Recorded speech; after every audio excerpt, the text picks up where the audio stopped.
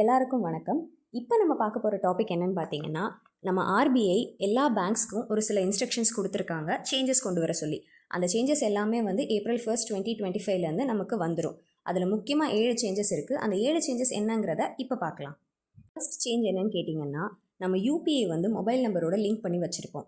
அப்படி லிங்க் பண்ணி வச்சுருக்க யூபிஐயில் நம்ம எந்த டிரான்சாக்ஷனுமே பண்ணாமல் ரொம்ப நாள் அப்படியே வச்சுருந்தோம் அப்படின்னா, பேங்க்ஸ் தங்களோட வெப்சைட்லேருந்து நம்மளோட மொபைல் நம்பரை வந்து எடுத்துருவாங்க. அதுக்கப்புறம் நம்மளால் அந்த யூபிஐயில் எந்த டிரான்சாக்ஷனும் பண்ண முடியாது. செகண்ட் ஒன் வந்து நம்மளோட ஏடிஎம் சார்ஜஸ். நம்மளோட பேங்க்கில் நம்ம டிரான்சாக்ஷன் பண்ணுறோம் அப்படின்னா நம்ம ஏடிஎம் யூஸ் பண்ணும்போது ஒரு சர்டைன் லிமிட் வரைக்கும் நமக்கு ஃப்ரீன்னு சொல்லியிருப்பாங்க. ஆனால் இப்போ அந்த சர்டைன் லிமிட்டை வந்து குறைக்க போகிறாங்க. அதர் பேங்க் ஏடிஎம்மில் போய் நீங்கள் எடுக்கும்போது 3 தடவைக்கு மேலே நீங்கள் டிரான்சாக்ஷன் பண்ணீங்க அப்படின்னா 20 ரூபாயிலேருந்து 25 ரூபா வரைக்கும் அதுக்கான சார்ஜஸ் இருக்குன்னு சொல்லி முடிவு பண்ணியிருக்கிறதா பேசியிருக்காங்க. இது வந்து இன்னும் டிஸ்கஷனில் இருக்குது. அது என்னங்கிறத பேங்க்ஸ் வந்து நமக்கு சொல்லுவாங்கங்கிறதையும் சொல்லியிருக்காங்க. மூணாவது வந்து நம்மளோட சேவிங்ஸ் அக்கௌண்ட்டில் நம்ம மெயின்டைன் பண்ணுற மினிமம் பேலன்ஸ். இது வரைக்கும் வில்லேஜ் சைடில் 3000, சிட்டி சைடில் 5000 சொல்லியிருந்திருக்காங்க. அதை தான் நம்ம மெயின்டைன் பண்ணிட்டு இருக்கோம். அப்படி இல்லைன்னா அதுக்கான ஃபைனும் நமக்கு வந்துட்டுருக்கு. இப்போ வந்து அந்த அமௌண்ட் வந்து அதிகரிக்கப்படும்னு சொல்லியிருக்காங்க. வில்லேஜுக்கும் சரி சிட்டிக்கும் சரி அது பொறுத்து மாறும். ஆனால் 3000லேருந்து அதிகமாகலாம், 5000லேருந்து அதிகமாகலாம்ங்கிறதையும் சொல்லிட்டு இருக்காங்க. இதுவும் டிஸ்கஷனில் இருக்குங்கிறதையும் நமக்கு சொல்லியிருக்காங்க. ஃபோர்த் வந்து நம்மளோட கிரெடிட் கார்டு சார்ஜஸ். நம்மளோட கிரெடிட் கார்டு சார்ஜஸில் நிறைய மாற்றங்கள் வரும்னு சொல்லியிருக்காங்க. எஸ்பிஐ, ஐடிஎஃப்சி அவங்கெல்லாம் வச்சுருக்க விஸ்தாரா கிரெடிட் கார்ட்ஸ் வந்து ரொம்ப மாற்றங்களை கொண்டு வரும். அந்த விஸ்தாரா கிரெடிட் கார்ட்ஸ் வச்சுருக்கவங்களுக்கு நிறைய பாதிப்பு வருங்கிறதையும் சொல்லியிருக்காங்க. அது எப்படின்னு நமக்கு தெரியல.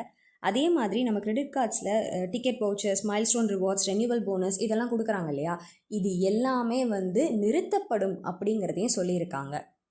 அஞ்சாவது வந்து செக்.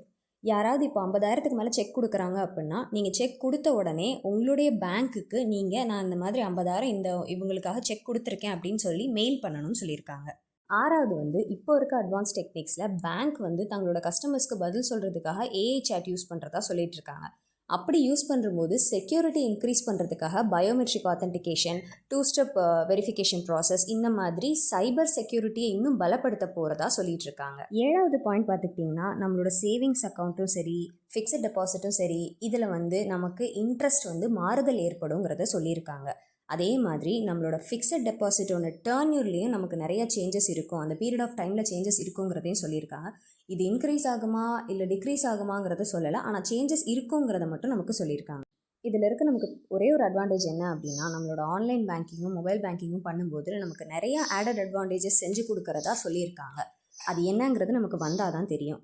ஸோ தினசரி வாழ்க்கையில் நம்ம யூஸ் பண்ணுற UPI, credit cards, ATM cards இந்த மாதிரி நிறைய விஷயங்களில் சேஞ்சஸ் வரும்போது நம்மளோட தினசரி வாழ்க்கையின் பண பரிவர்த்தனை பாதிக்கப்படுங்கிறதையும் எக்ஸ்பர்ட்ஸ் சொல்லியிருக்காங்க.